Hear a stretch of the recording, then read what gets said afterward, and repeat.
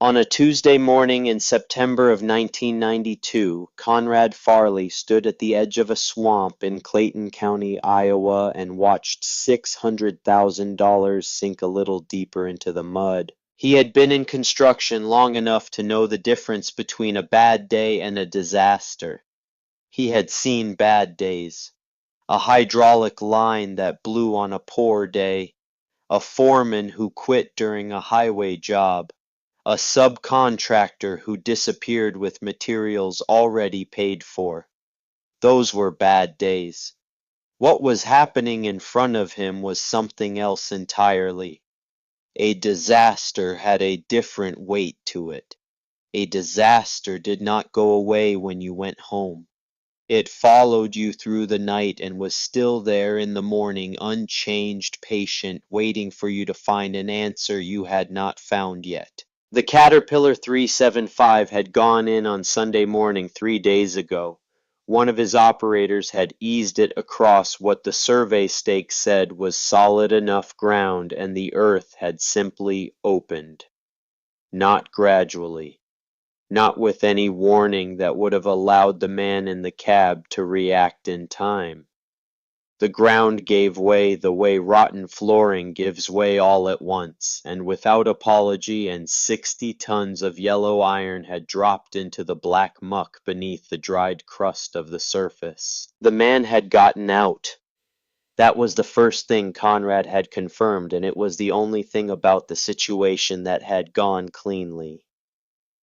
The operator had killed the engine and climbed free before the cab went under, and he was standing at the edge of the site with mud on his clothes and a look on his face that Conrad would not forget quickly. Not fear exactly. Something past fear.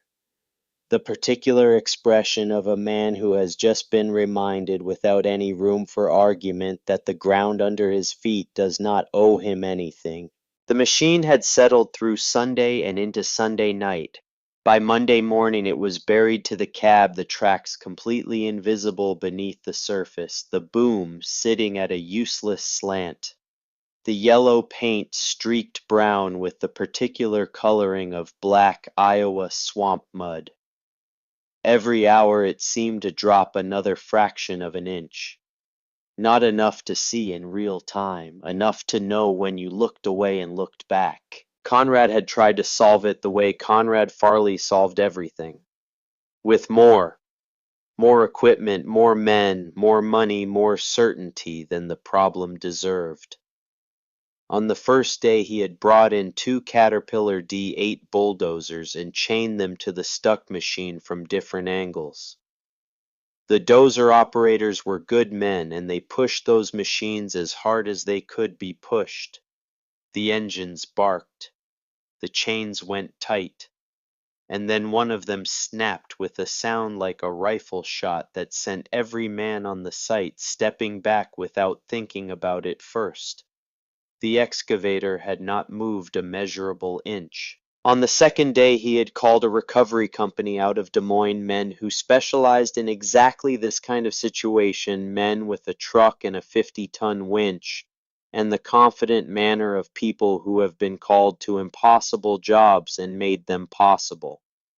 They set the winch, ran the cable anchored off to what looked like the best available point.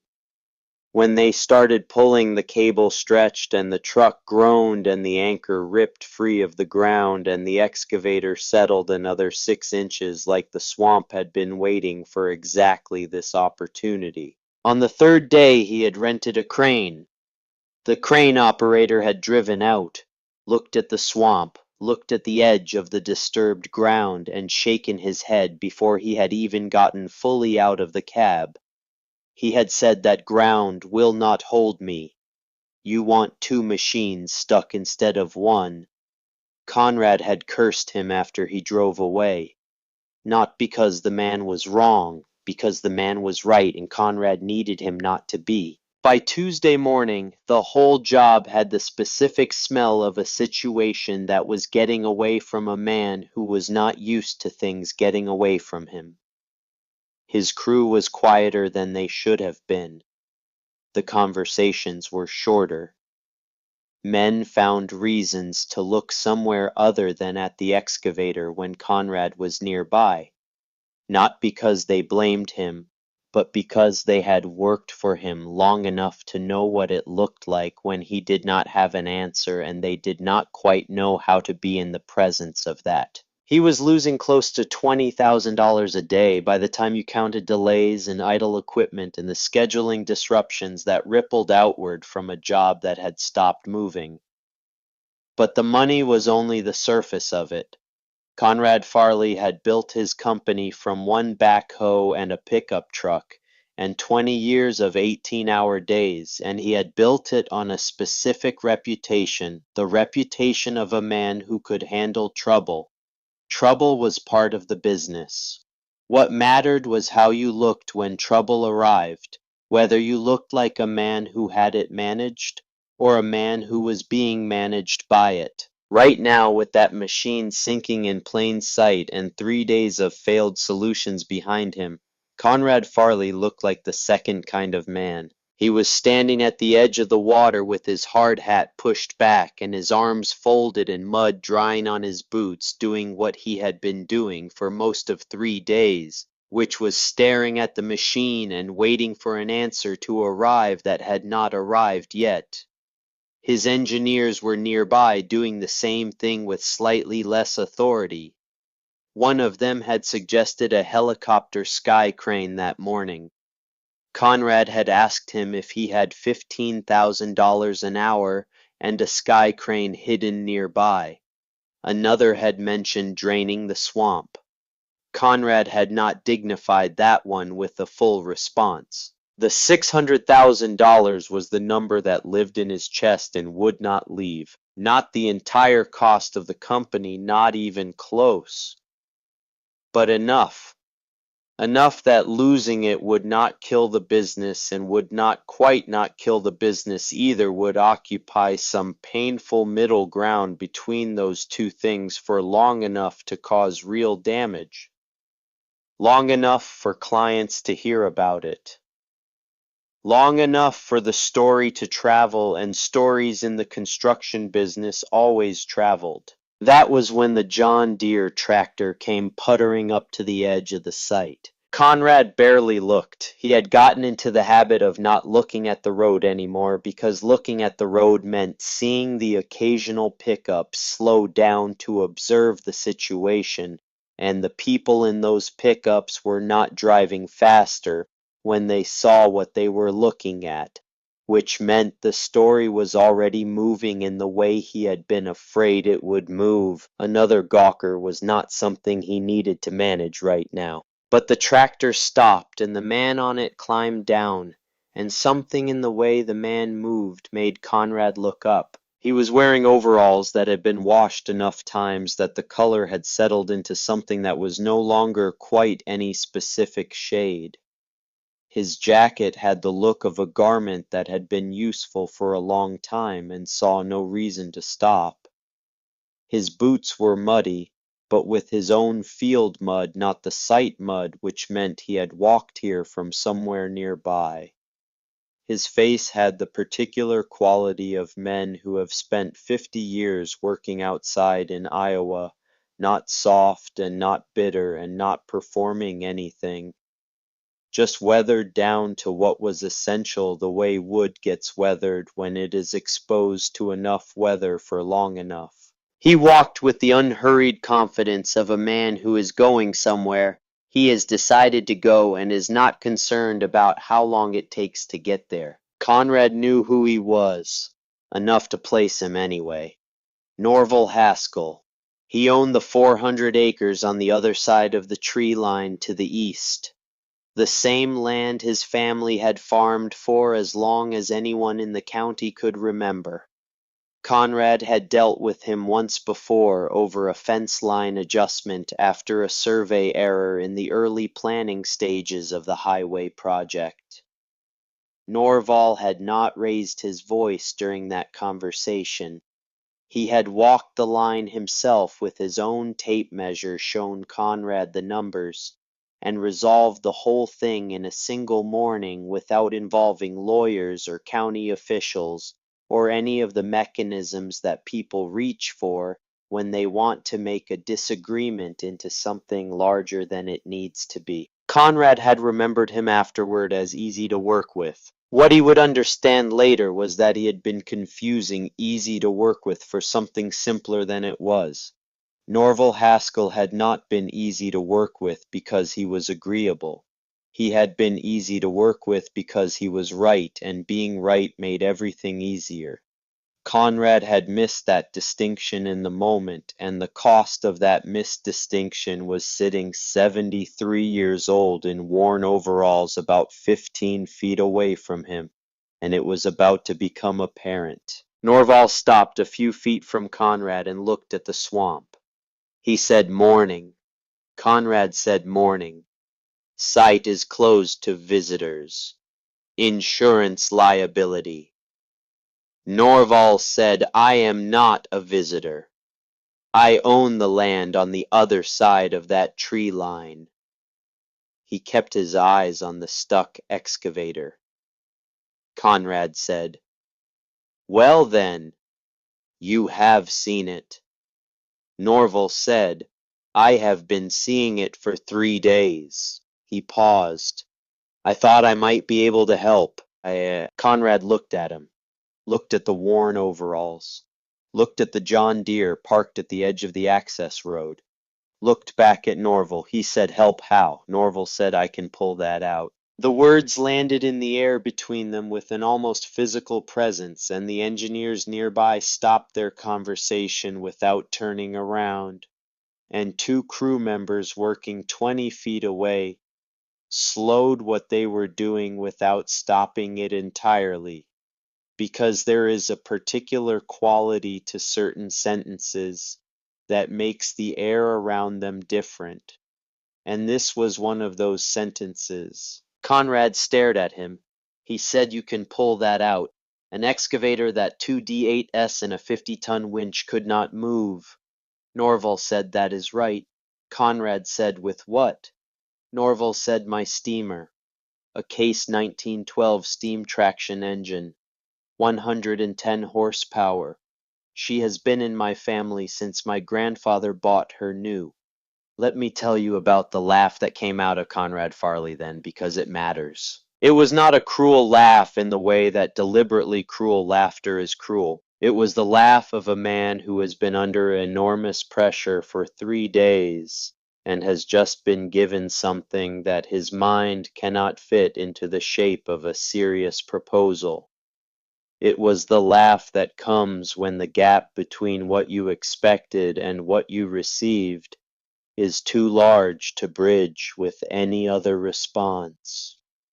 It was the laugh of a man who believed down to his bones, and without having examined that belief closely enough, that the answer to any heavy construction problem was a modern machine of sufficient size and power, operated by a trained professional, and that what was being offered to him was so far outside that framework that his first response was not consideration but refusal, and refusal in his particular case came out as laughter. He turned to the engineers and the two crew members who were pretending not to listen.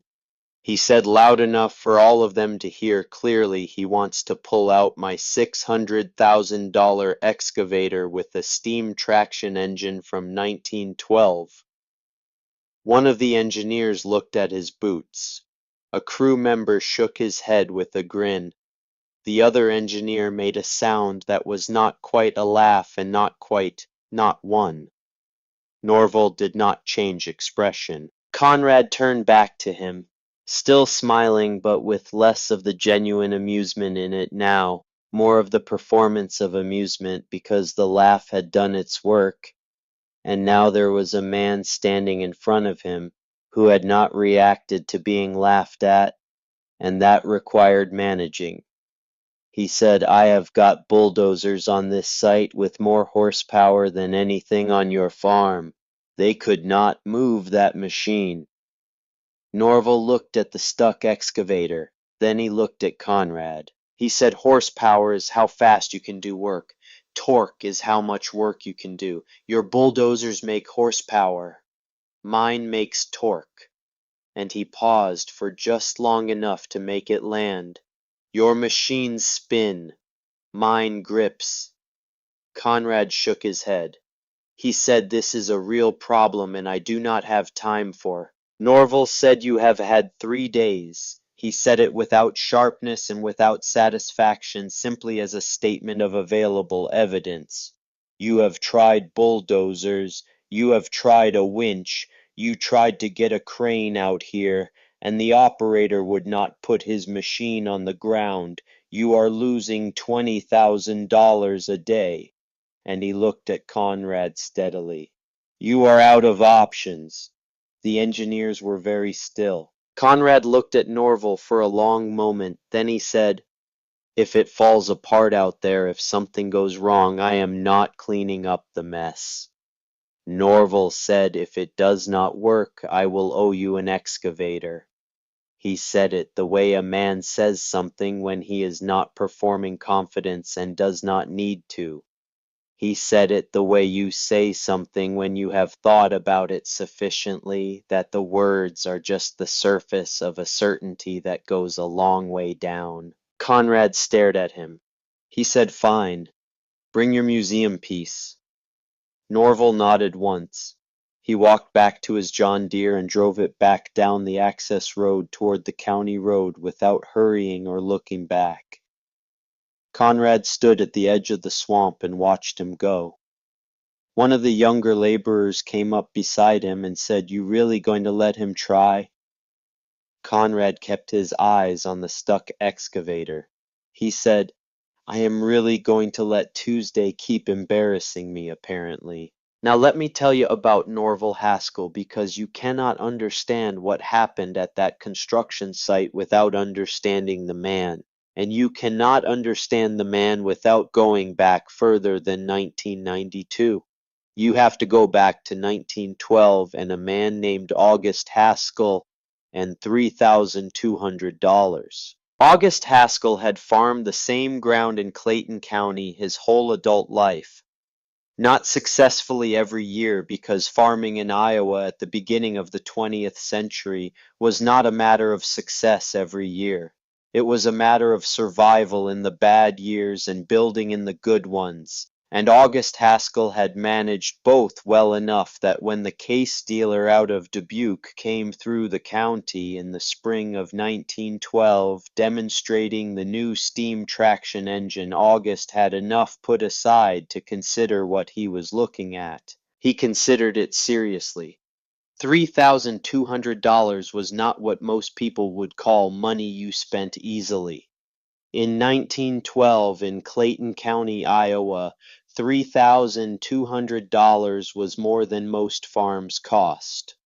It was every dollar August Haskell had saved in years of disciplined work kept in a bank in town and added to carefully representing all the margin between where he was and where he was not. He spent it. He drove the case home that spring and used it for 20 years. He used it to pull threshing machines from farm to farm during harvest, because the case could move through the soft September fields that would swallow a team of horses to their hocks. He used it to clear stumps from the edges of fields he was bringing into production, because the case had the torque to pull a root system out of the ground that no other available power could touch.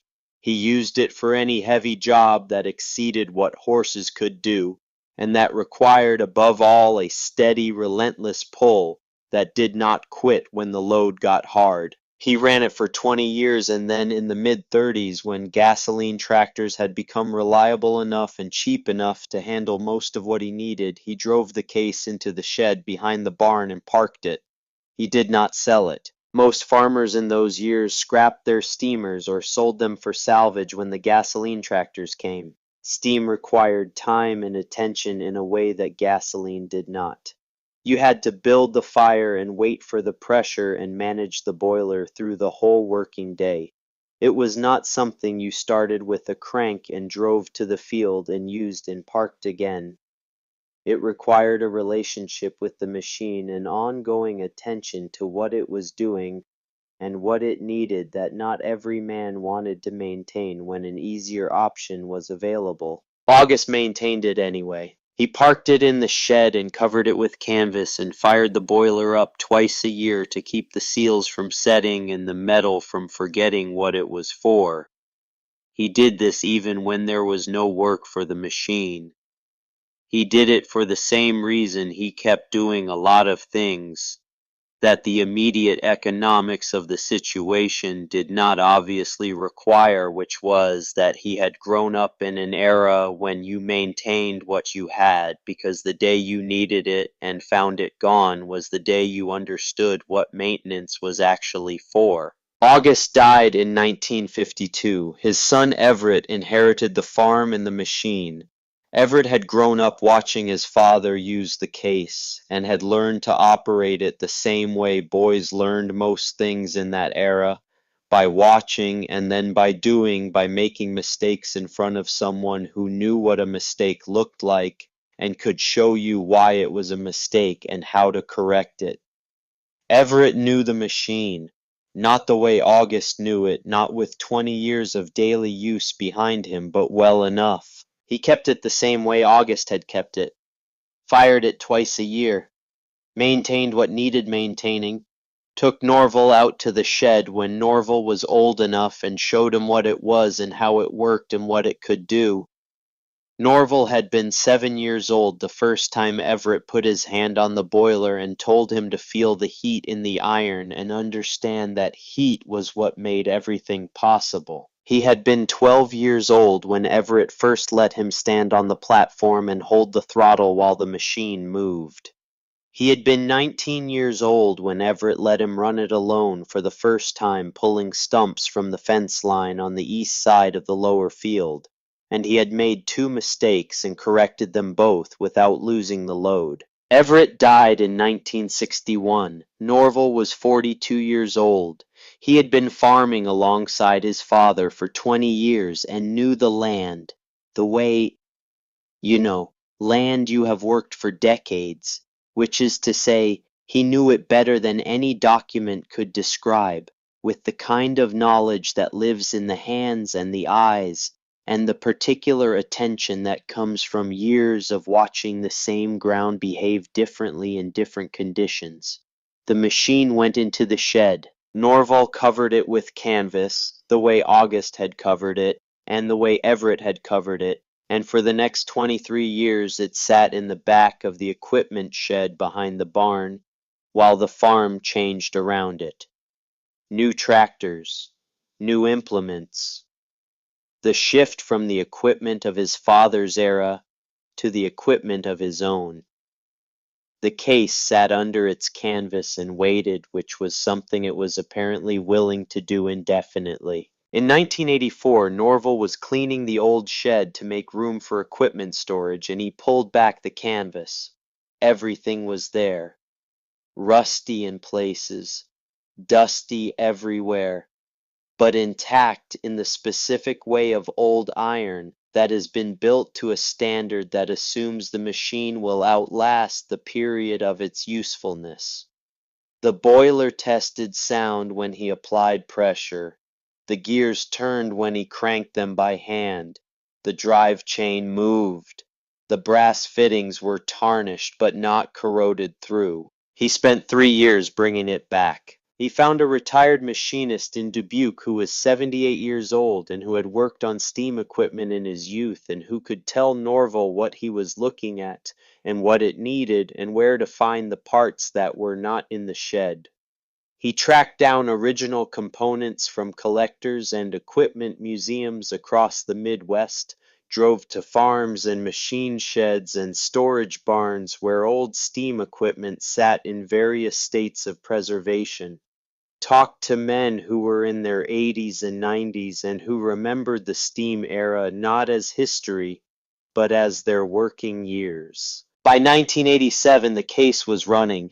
He took it to county fairs and steam shows and let people look at it because he understood that The knowledge of what these machines could do was disappearing at the same rate that the men who had used them were disappearing, and that the only way to preserve it was to demonstrate it in front of people who had never seen it and might not otherwise believe it was real. He fired the boiler up once a month, regardless of whether there was work to do. Not because he was sentimental about the machine, though he was not without sentiment. Because maintenance was how you kept a thing ready. Because the day you needed something was not the day to discover you had let it fall into disrepair.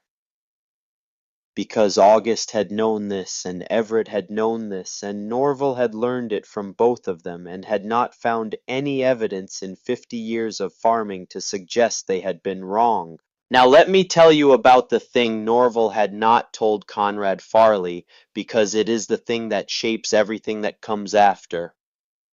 In the fall of 1989, 3 years before Conrad's excavator went into the swamp, Norval's son Corbett had come to the farm for a weekend. Corbett Haskell was 39 years old. He had grown up on the farm and had left it in his early 20s, gone to college, found work that had nothing to do with farming, built a life in Waterloo that was good and solid and that he was committed to. He was not estranged from his father. They talked on the phone and saw each other at the expected occasions and had the kind of relationship that many fathers and adult sons have when the son has left the life the father built.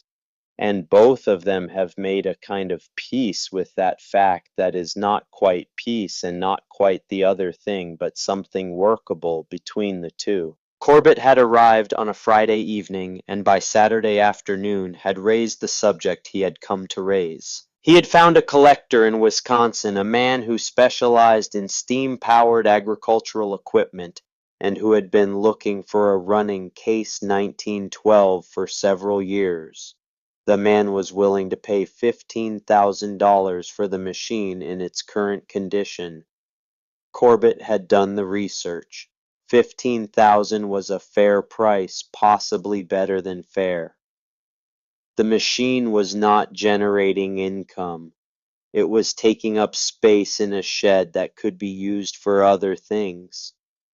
The maintenance costs were not large, but they were consistent, and the time Norval put into it was time that could go elsewhere. Corbett had laid all of this out carefully, the way a man lays out a case when he has thought about it and believes it is reasonable and wants to give it its best chance.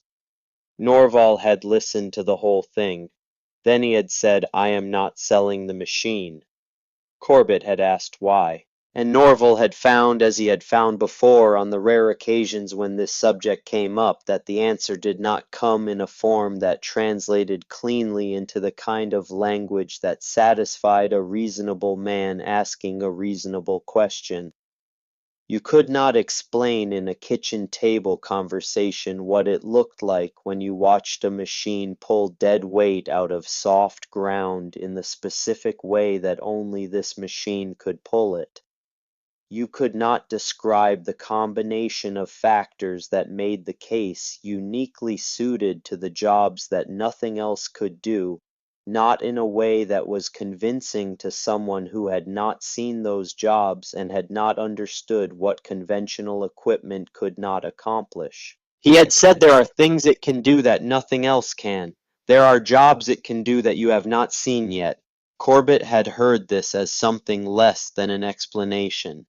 He had left the next morning before breakfast, not in anger, but in the flat quiet of a man who has made a reasonable suggestion and received what felt to him like stubbornness in return.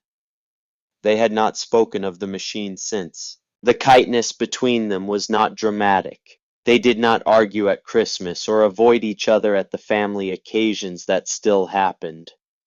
But something had shifted in the fall of 1989, some quality of ease in the space between them, and it was still there in 1992.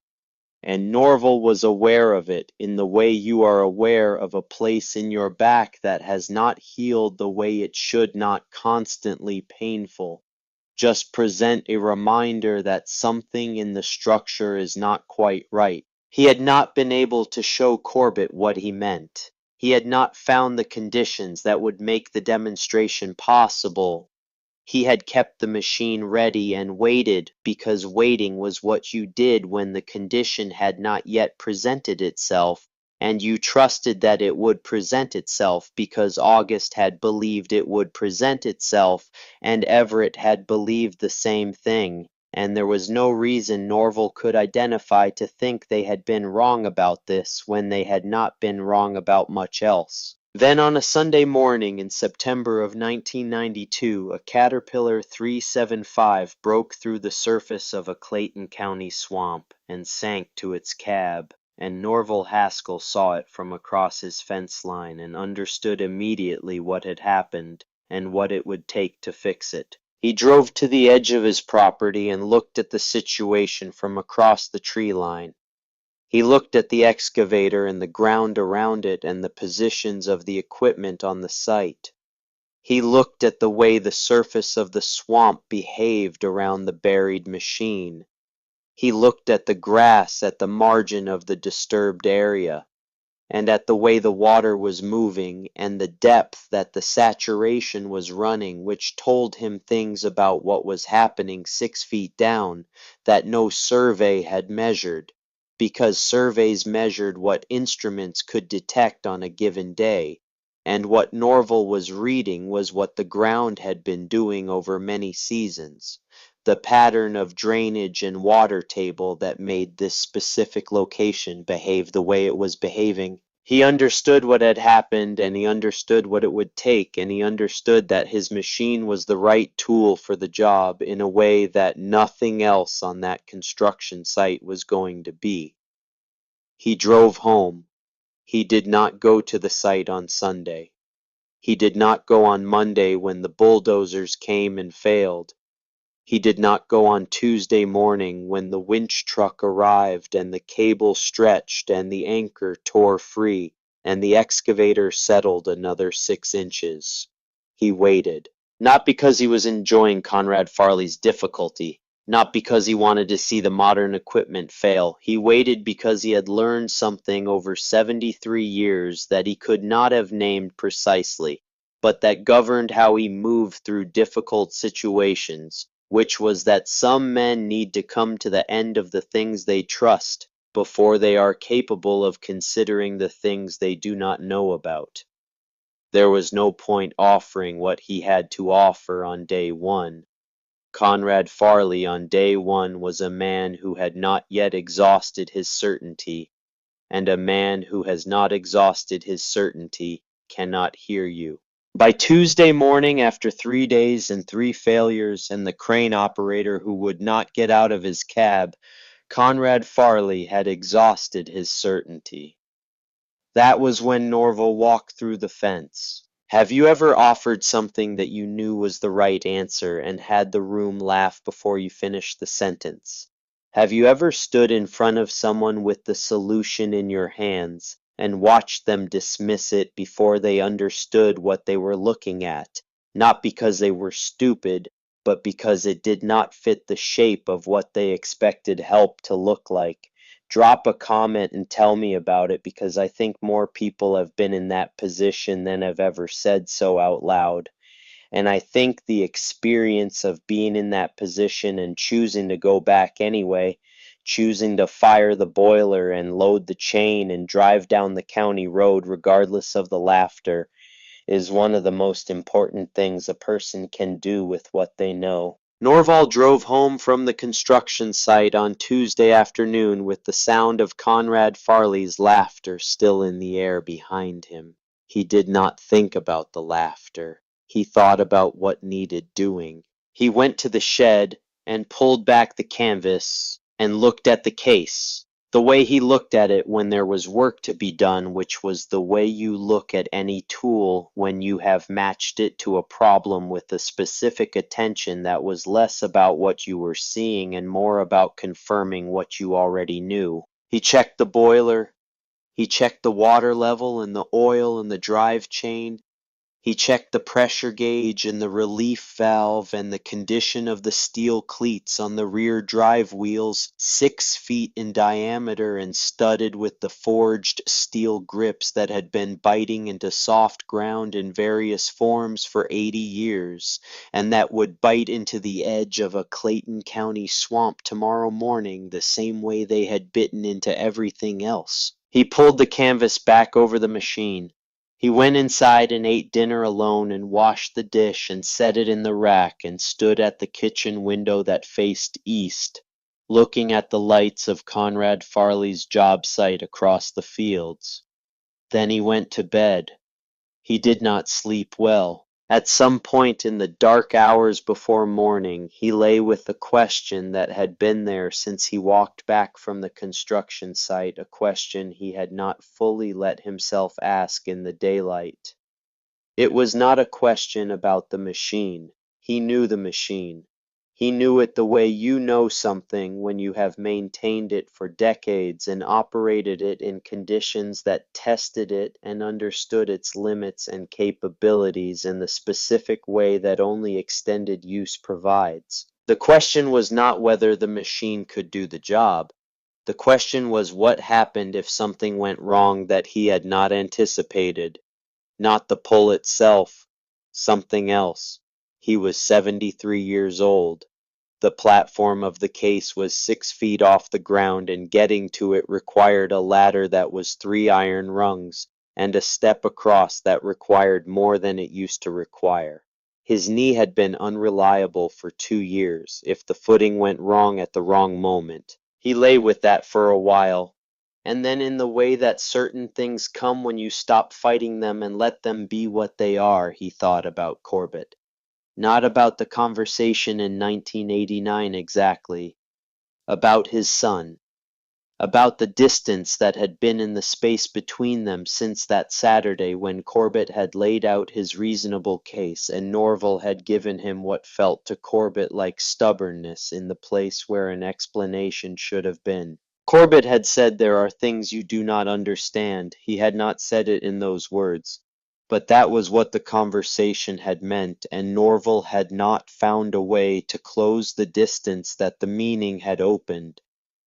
He had not found a way because the way was not words. The way was showing.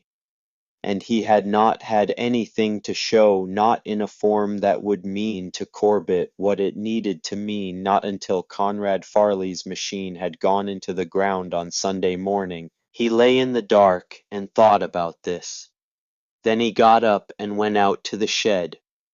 He stood in the dark of the shed with his hand on the side of the boiler, the steel cold under his palm. And he thought about August standing here in 1912 with his hand on this same iron and his $3,200 spent and the machine not yet proven to anyone who did not already believe in it. August had not known with certainty. He had believed. He had believed with the specific quality of belief that led a man to spend every dollar he had saved in years of careful work. And he had been right, and he had built something that outlasted him and outlasted his son, and was still here, still cold under a 73-year-old man's hand, still capable. Norval stood there for a long time. Then he went back inside. He set the alarm for 5 in the morning, which was when he would need to start the fire if the pressure was going to be where it needed to be by the time he needed it.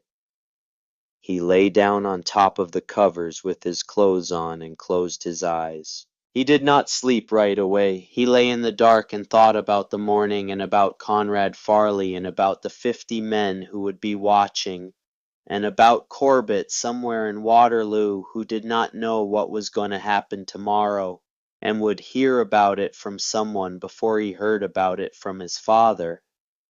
At some point the dark outside the window became a different quality of dark the first hour before the sky starts to change, and Norval got up and went to the shed. He opened the door and turned on the single bulb and pulled the canvas back from the case. He looked at it the way he always looked at it when work was coming, with the attention of a man who is checking the thing that everything else depends on. Then he opened the firebox. He built the fire small and careful, the way you have to build it when you are asking a boiler to hold the kind of pressure that moves 22 tons of iron through the specific conditions of a September swamp in Iowa. Small pieces first, then larger ones. The heat building gradually the way it had to build, the way August had understood it had to build, and the way Everett had shown Norval it had to build, and the way Norval was building it now at 5 in the morning, with the dark still in the fields outside, and a job waiting 2 miles down the county road that nobody else in Clayton County could do. The pressure gauge began its slow climb. Norval sat on the wooden stool near the firebox and watched it and waited, and the morning came in around the edges of the shed door, and somewhere across the fields the lights of Conrad Farley's job site were still on the crew, already gathering the problem, already there waiting for whoever was going to solve it. The pressure gauge read 40 pounds at 6:15 in the morning.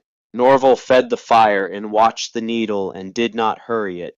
You could not hurry a boiler. That was one of the first things August had understood about steam power, and one of the first things Everett had made sure Norval understood as well, that the machine operated on its own schedule in this one particular respect, and that the schedule was not negotiable, and that the man who tried to negotiate it was the man who ended up with a problem that made every other problem on the farm look manageable by comparison. So Norval waited. He sat on the wooden stool near the firebox with his hands on his knees and watched the needle climb and thought about what the day was going to require, not the mechanical aspects of it.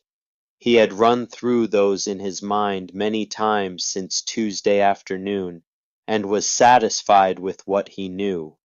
The approach line, the chain attachment point on the excavator frame, the angle of pull that would work with the machine's geometry rather than against it, the ground between the edge of the swamp and the position the case would need to occupy. He had read that ground on Sunday morning from across his fence line, and had read it again yesterday afternoon when he walked the site before he made his offer. There was a line of firmer substrate running along the margin of the swamp, a clay layer that ran shallower than the saturated muck that had swallowed the excavator. He had known it was there because he had known that ground for 4 decades, had walked his fence line every spring, and had pressed his boot into the earth in 100 places, and learned what the soil was doing 6 inches down and 12 inches down by the way it responded to pressure at the surface.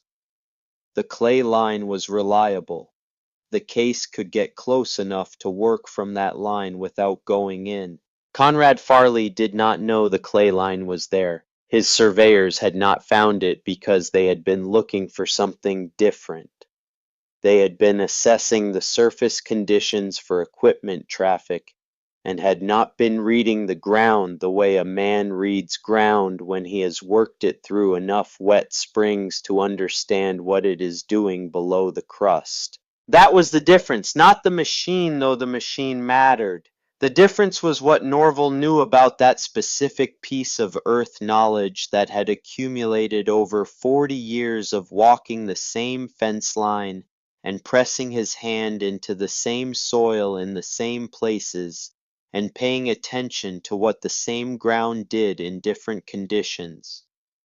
The pressure gauge read 70 pounds at 7. Norval added more wood and checked the water level and stood up from the stool and walked around the machine, doing what he always did before a working run, the circuit of checks that Everett had shown him and that he had done the same way every time since, because the order of the checks was itself part of what the checks were for the sequence that ensured nothing was overlooked because everything had its place in the sequence. He checked the oil in the steam cylinder, he checked the drive chain tension, he checked the steering mechanism and the brake. He checked the condition of the steel cleats on the rear drive wheels, running his hand along the forward face of several of them, feeling for any that had cracked or loosened during the previous month's running. All of them were solid. The cleats were the heart of what made the machine work on soft ground. The forged steel grips that had been designed in an era when soft ground was not an exception, but a normal operating condition, when the problem a machine needed to solve was not the occasional swamp, but the ordinary Iowa spring, the months when the fields were wet enough to swallow horses to their hocks and the work still needed doing. At 7:20 the pressure gauge touched 100 pounds. Norval needed 110 for working pressure. He added the last wood to the fire and stepped back and watched the needle close the final distance. In the shed around him, the morning had fully arrived, the light coming through the gaps in the siding in the thin, bright lines that he had been seeing in this shed for as long as he could remember. The particular quality of early September morning light in Iowa that had an angle to it that was different from the summer light, lower and more serious, the light of a season that was beginning to understand it was ending. He thought about August. Not the man exactly, not any specific memory, because Norval had never met August. August had died when Norval was young enough that what remained was less than memory, more like an atmosphere, the particular weight a person leaves in the spaces they inhabited when they were alive. What August had left in this shed was something Norval had felt his whole life without being able to name precisely, a quality of purpose in the walls and the floor and the air, as if the building understood what it was for and had been waiting patiently for someone to come and use it properly. He thought about Everett. Everett, he remembered clearly. The smell of his jacket in the mornings. The way he moved around the machine with the economy of someone who has done a thing enough times that every motion costs exactly what it needs to cost. The way he put his hand on the boiler in the winter months, feeling for warmth through the cold iron, checking something that instruments could not fully check, something that required the specific sensitivity of a hand that knew what it was looking for. Norval had asked him once what he was checking when he did that. Everett had said, "I am checking if she is ready." Norval had asked how he could tell. Everett had said, "You will know. Takes time, but you will know." Norval put his hand on the boiler now. The iron was hot enough that he could not hold it there long. That was what he needed. The pressure gauge touched 110 pounds.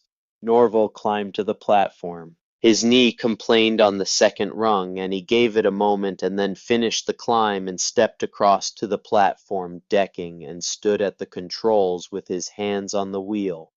6 feet off the ground, the shed around him and the farm beyond it, and 2 miles down the county road, a problem that had been waiting 3 days for the right tool. He opened the throttle. The flywheel began to turn. Let me tell you about the sound of a working steam traction engine on a September morning in Iowa, because it matters to what happens next, and because most people alive today have never been close enough to one to know what it sounds like and what it does to the air around it. The exhaust valve opens and closes with each revolution of the crankshaft, releasing a pulse of steam that makes a sound like a large, deliberate hand clapping against a hard surface. At low throttle, the beat is slow enough to count. As the machine builds speed, the beats come faster until they run together into a rhythm, a cadence that is not like any sound a modern machine makes, because modern machines are designed to minimize noise and manage it into something acceptable, whereas the Case 1912 was designed before anyone considered machine noise something that needed managing. It simply made the sound of what it was doing completely and without apology. Underneath the exhaust beat is the steady hiss of the relief valve, a sound that rises and falls with the throttle like breathing. And underneath that, the flywheel, 30 inches of cast iron spinning at 250 revolutions per minute, a vibration that you feel in your chest and your feet before you isolate it as sound. The case moved out of the shed into the September morning, and the sound of it went across the Haskell farm in all directions, carrying over the fields and down the county road, and reaching Conrad Farley's construction site a full 2 minutes before the machine itself came into view. Conrad heard it from the edge of the swamp where he had been standing since 6:30. He did not know what he was hearing at first. It was not a sound his experience had prepared him for. It was not the bark of a diesel engine or the whine of hydraulics or any of the sounds that a man who has spent 20 years in heavy construction has cataloged and identified without thinking about it. It was something older than those sounds and deeper than those sounds, and it carried across the flat Iowa morning the way certain sounds carry across flat land completely and without diminishing. He turned toward the county road. Other men on the site turned too. The conversations that were happening stopped happening. The work that was being done paused, not because anyone made a decision to stop working, because the sound coming from the road required a different quality of attention than the sounds they were used to, and the body responded to that requirement before the mind caught up with it. One of the operators climbed up on the side of a dirt pile for a better angle. The case came around the curve in the county road at 4 miles per hour, which was the only speed it had, and the sight of it was something that nobody on that construction site had been prepared for. Conrad Farley had laughed the previous afternoon and had meant the laugh genuinely, had felt the absurdity of what was being offered and expressed it without pretending otherwise. He had looked at Norval Haskell in his worn overalls and thought, this is a 73-year-old farmer with an antique, and an antique is not what I need. What was coming down the county road was not an antique in any sense that the word carried when Conrad used it. It was 22 tons of iron and steel built in an era when the assumption behind every engineering decision was that the machine would need to do real work in real conditions for the duration of its useful life, which was expected to be measured not in years but in decades, and that real conditions included soft ground and heavy loads and sustained effort over long periods without the option of stopping because the sensor said the load was too high. The rear drive wheels were 6 feet in diameter. The steel cleats bolted to them were the width of a man's hand and angled to bite into the ground with each rotation.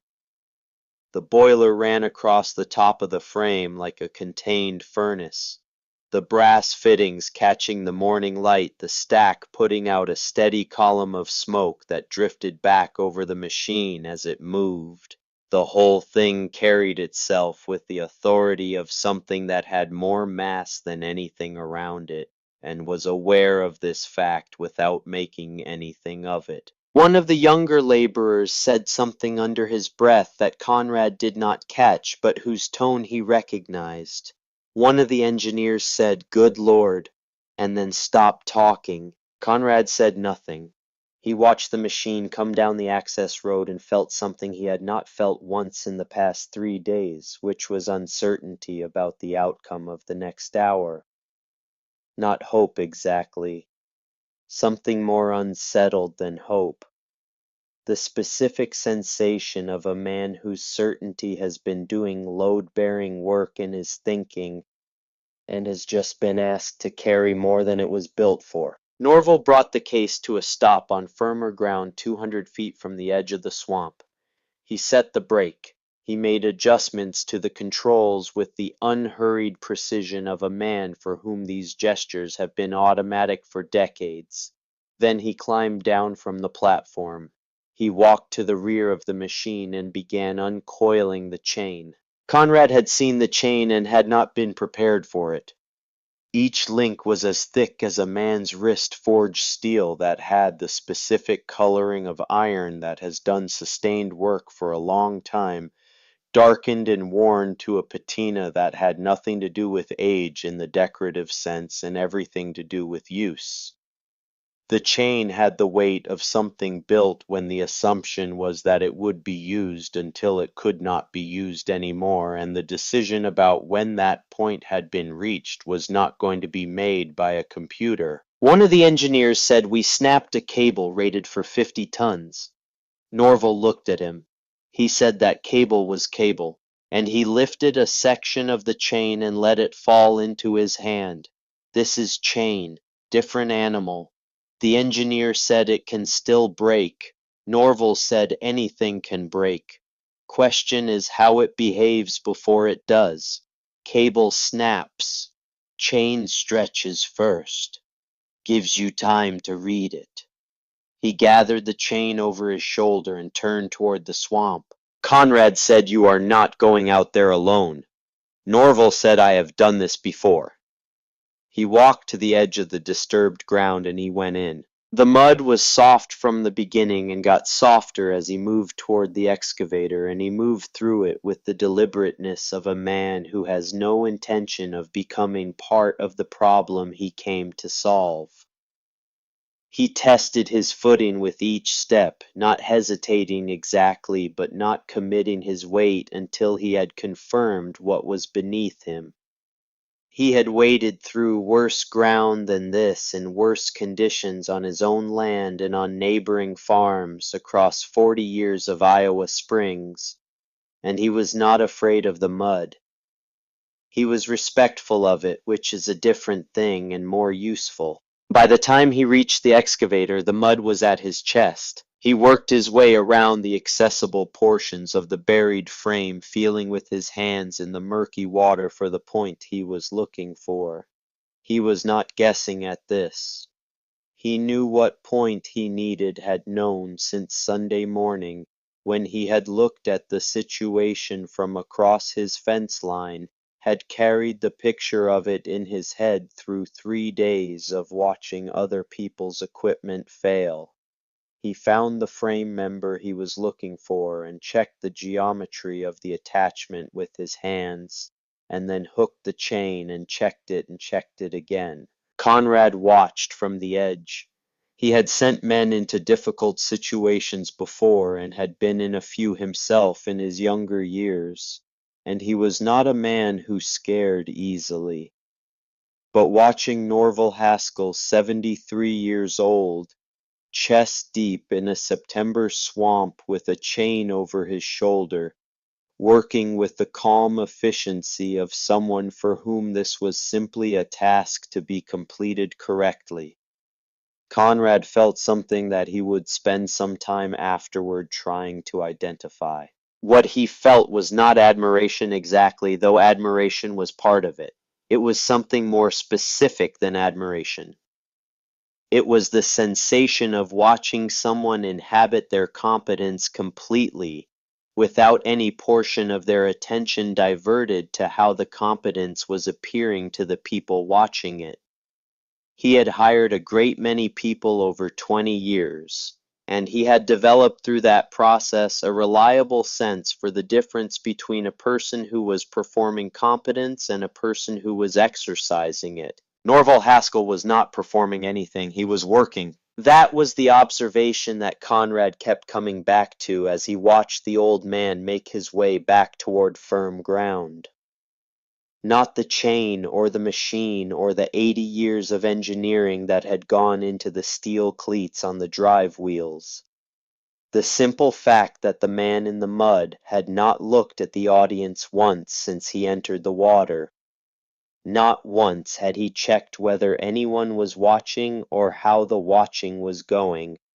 He was attending to the task in front of him with the totality of his attention, and the task in front of him was all there was. Conrad had started his company with that quality and had maintained it through the early years, and had lost some portion of it somewhere in the middle years when the company had gotten large enough that a part of every situation was about how the situation was being perceived as well as how it was being handled.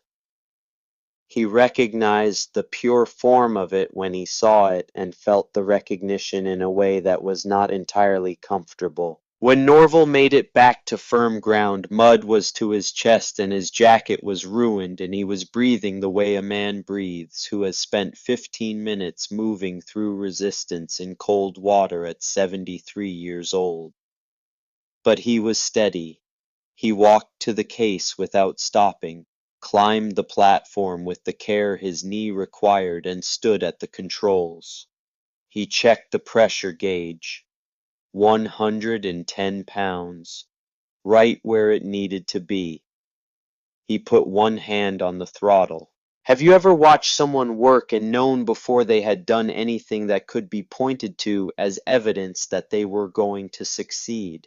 Not because you were hopeful, and not because you had calculated the odds, because of something in the quality of their attention, because of the specific way they were inhabiting the task in front of them, without any energy going anywhere other than into the task itself.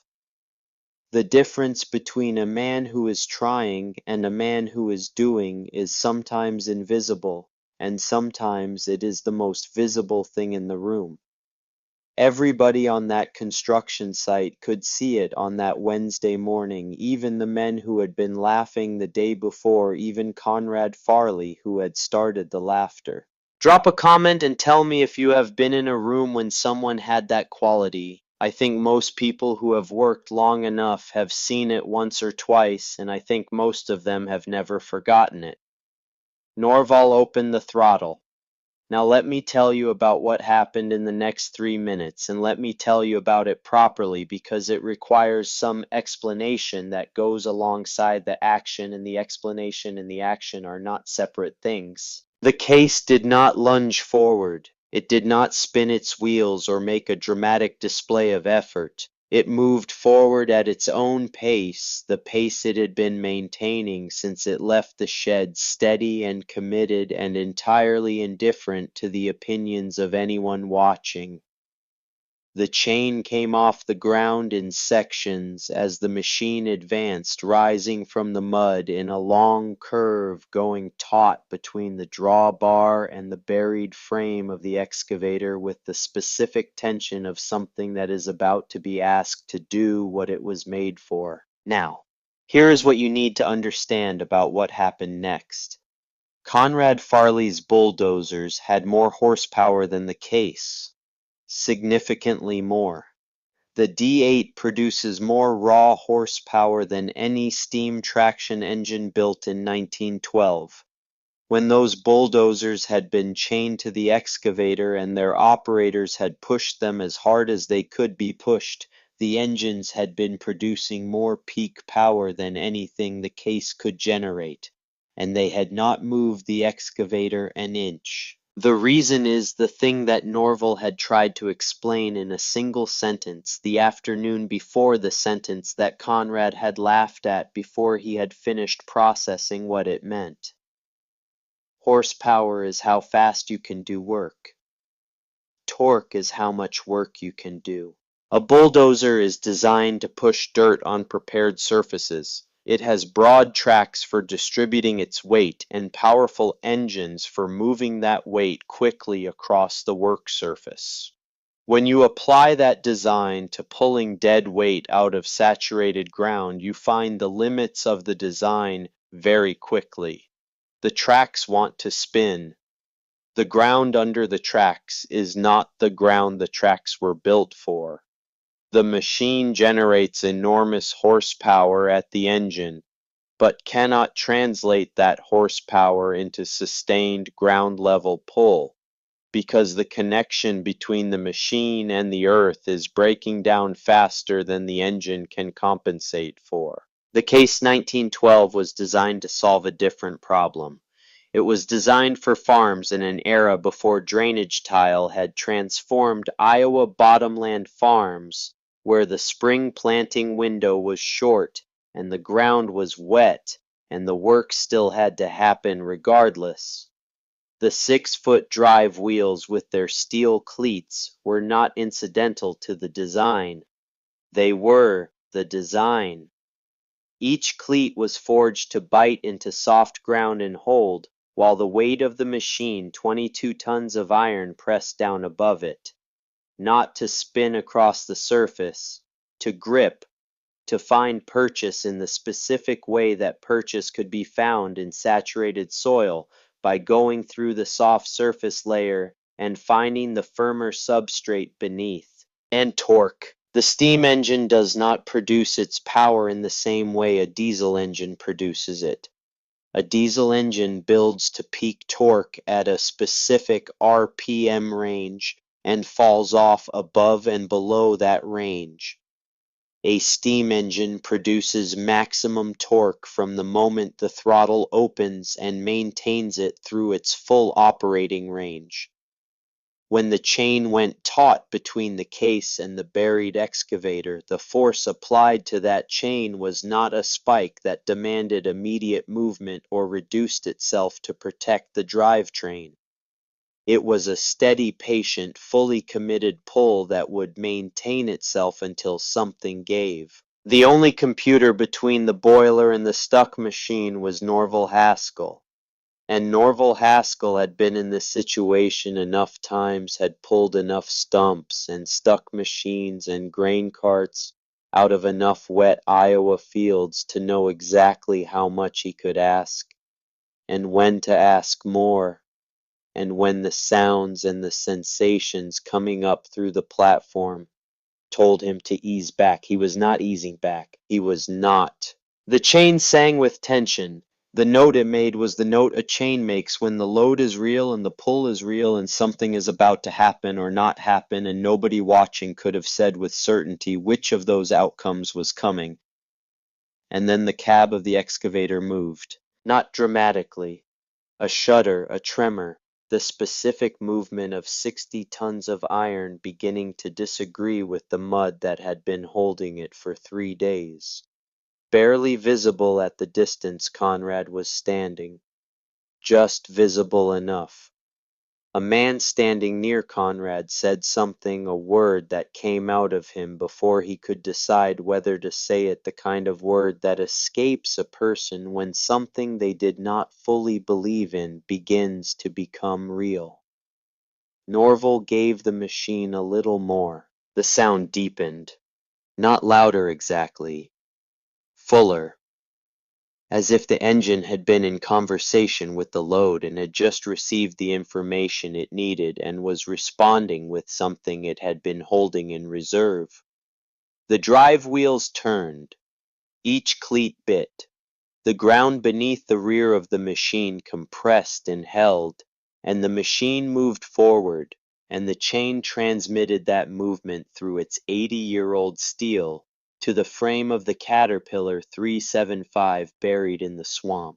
The excavator moved, not much, a foot maybe less, but it moved forward out of the depression it had been sitting in for 3 days, and the mud around the buried body changed in the way mud changes when the suction that has been holding something begins to release. And the sound that came from the crew then was not a cheer yet. It was something before a cheer. The involuntary noise of disbelief converting itself against the resistance of everything the past 3 days had taught them to expect into something else. Norval did not look back. Conrad had expected him to look back. That was what people did in moments like this. They checked the room. They assessed the reaction. They took the temperature of the audience. It was a thing Conrad had done himself more times than he could count, this involuntary turning to see how the moment was landing. Norval Haskell had not turned once since he climbed back onto the platform.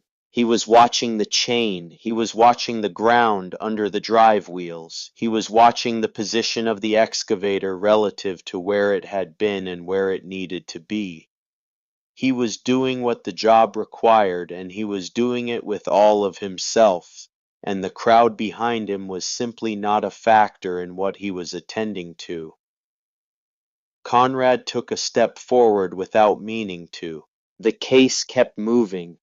The excavator kept coming. Not fast.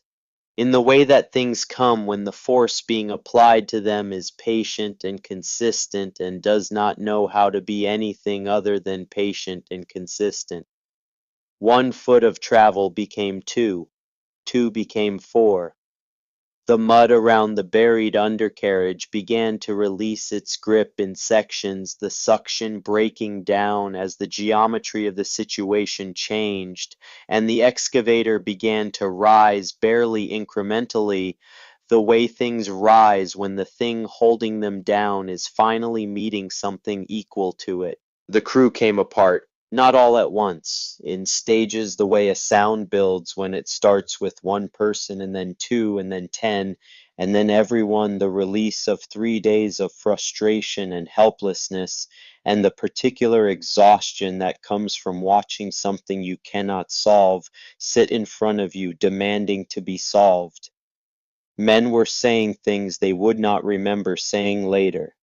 One hard hat went into the air and landed in the mud. One of the foremen was laughing in the specific way of a man who has been handed back something he had already written off. Conrad did not join any of it. He stood at the 30-foot mark he had set for himself, which was 2 feet behind the 30 feet.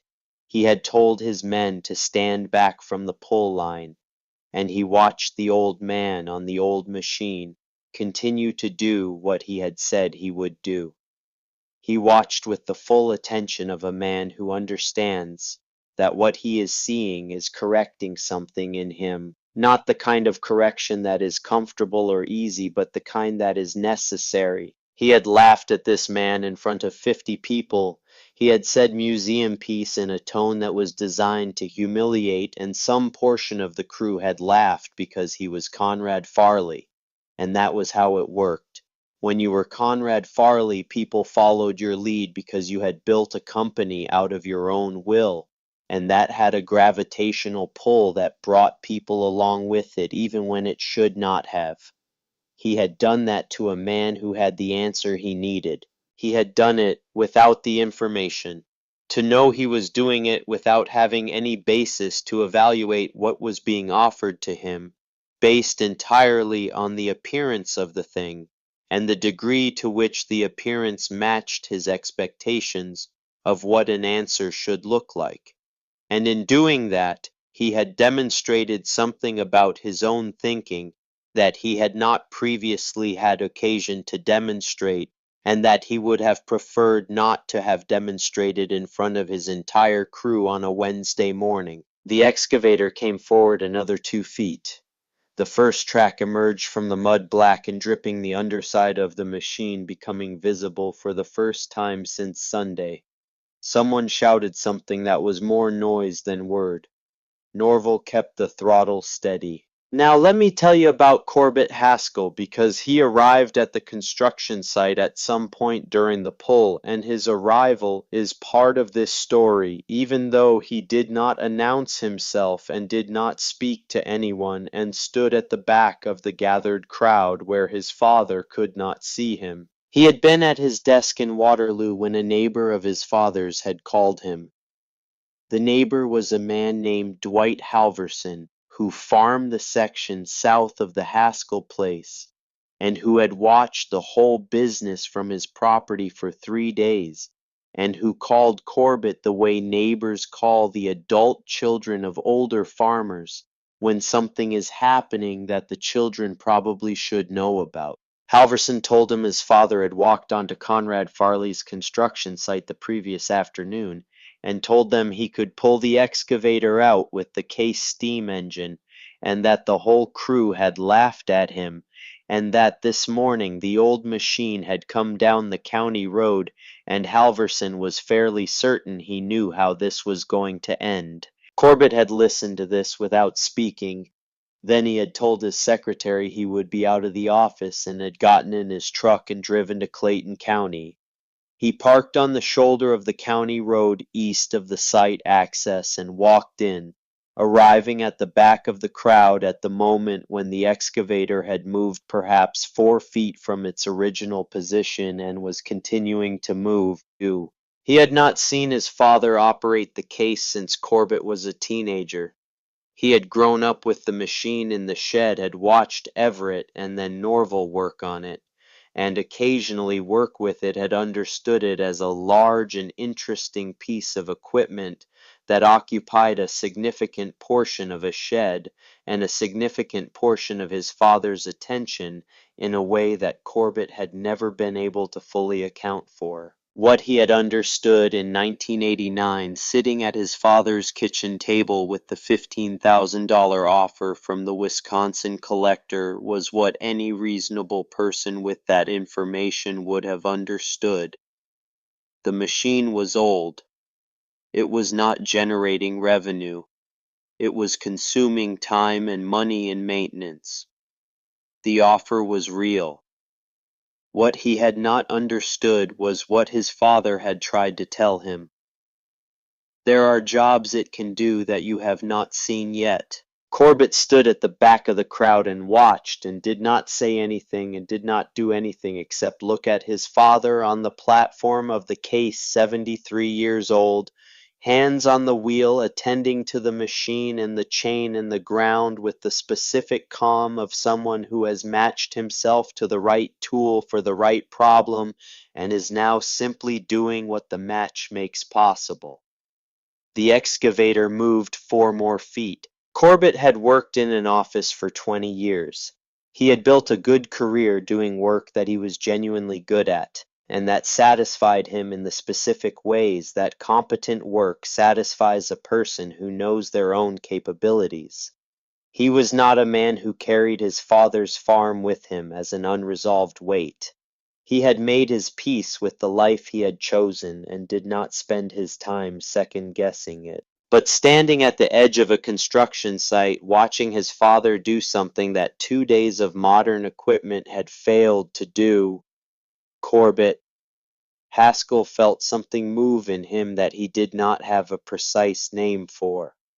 Something that had been sitting in the place where the 1989 conversation had left a mark, all this time unresolved, waiting for the conditions that would let it move.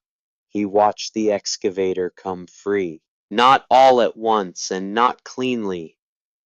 In the way real things come free from real situations, slowly and without elegance, the mud releasing its grip in sections, the machine rising as the geometry of the pull changed it, the tracks appearing one by one from beneath the surface, the whole operation taking on the quality of a very large, very stubborn truth being dragged into daylight by something that was not interested in the opinions of anything that stood between it and the job. Norval pulled the excavator another 100 feet past the worst of the soft ground before he eased back the throttle.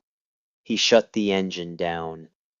He climbed down from the platform. He walked to the rear of the machine and checked the chain and the hook before he looked at anything else, the same way he had checked them before he went in, because the job was not finished until every component that had carried the load had been checked and found sound. He was doing this when the crew erupted around him, and he attended to the chain while they erupted, and when the chain was confirmed, he straightened and looked at what was around him. His eyes went to the excavator sitting on solid ground for the first time since Sunday.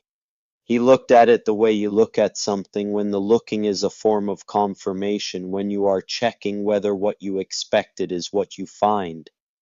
Then he reached up and pulled the whistle cord. The sound went across the flat Iowa morning in a single long cry, the same sound that had echoed across these fields when August was young and the case was new and the steam era was still present tense rather than history. The sound that said the job is done. The sound that said we are going home. The crew was making enough noise that most of them did not hear it clearly, but Conrad heard it. He was standing close enough and was paying the right kind of attention, and he heard the whistle and felt something in the sound that he would not have been able to describe in the moment, but that he thought about for a long time afterward. It was not triumphant in the way of something that has beaten something else. It was just final. The sound of a thing that had been asked to do something and had done it and was now done. Conrad watched Norval coil the chain back onto the drawbar. He watched him do it with the same economy and the same full attention he had brought to every other part of the morning, the coil laid in even loops that would run clean for the next job whenever the next job came and whatever it required. Then Conrad walked toward him. He had not prepared anything to say. 20 years of running a construction company had given him a reliable fluency in most professional situations, the ability to find the right words in the right order for most conversations he was likely to need to have. He could talk to clients and engineers and foremen and suppliers and bankers and county officials, and most of those conversations he could navigate without preparation. He did not know what to say to this. He stopped a few feet from Norval and stood there. Norval looked at him and waited. Conrad said, "What do I owe you?" Norval looked at the excavator on its solid ground. He said nothing yet. "Let me finish here." He went back to the chain. Conrad stood and watched him, and did not speak, and the crew celebrated around them, and the swamp was quiet for the first time in 3 days. And somewhere at the back of the crowd at the edge of the access road, a man named Corbett Haskell stood with his hands in his jacket pockets and watched his father work, and did not announce himself, and did not speak to anyone, and stayed until the chain was coiled and the check was complete, and Norval Haskell had done everything the job required of him. Only then did Corbett walk back to his truck. He sat in it for a while before he started the engine.